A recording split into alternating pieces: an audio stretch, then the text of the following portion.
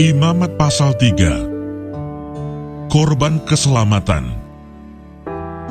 Jikalau persembahannya merupakan korban keselamatan, maka jikalau yang dipersembahkannya itu dari lembu, seekor jantan atau seekor betina, haruslah ia membawa yang tidak bercela ke hadapan Tuhan. Lalu ia harus meletakkan tangannya di atas kepala persembahannya itu dan menyembelihnya di depan pintu kemah pertemuan. Lalu anak-anak Harun, imam-imam itu, haruslah menyiramkan darahnya pada mezbah sekelilingnya. Kemudian dari korban keselamatan itu, ia harus mempersembahkan lemak yang menyelubungi isi perut dan segala lemak yang melekat pada isi perut itu sebagai korban api-apian bagi Tuhan. Dan lagi, kedua buah pinggang dan lemak yang melekat padanya, yang ada pada pinggang dan umbai hati, yang harus dipisahkannya beserta buah pinggang itu.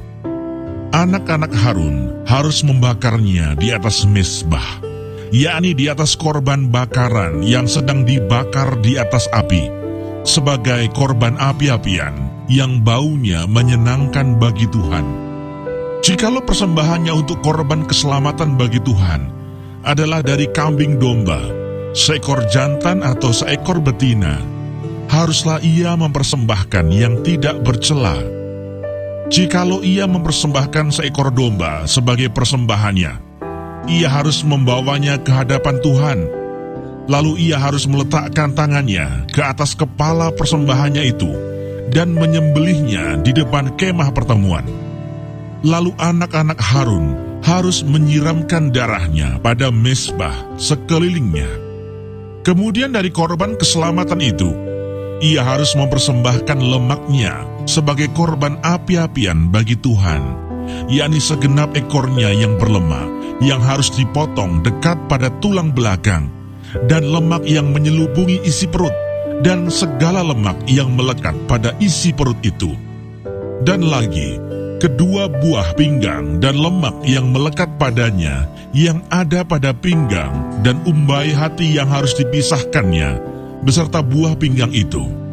Imam harus membakarnya di atas mezbah sebagai santapan berupa korban api-apian bagi Tuhan. Jikalau persembahannya seekor kambing, ia harus membawanya ke hadapan Tuhan. Lalu ia harus meletakkan tangannya di atas kepala kambing itu dan menyembelihnya di depan kemah pertemuan. Lalu anak-anak Harun harus menyiramkan darahnya pada mezbah sekelilingnya. Kemudian dari kambing itu, ia harus mempersembahkan lemak yang menyelubungi isi perut dan segala lemak yang melekat pada isi perut itu sebagai persembahannya berupa korban api-apian bagi Tuhan. Dan lagi kedua buah pinggang dan lemak yang melekat padanya, yang ada pada pinggang dan umbai hati, yang harus dipisahkannya beserta buah pinggang itu.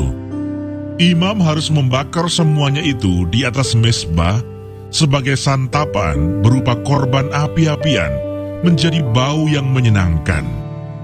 Segala lemak adalah kepunyaan Tuhan.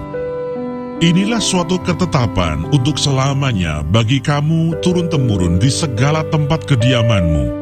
Janganlah sekali-kali kamu makan lemak dan darah.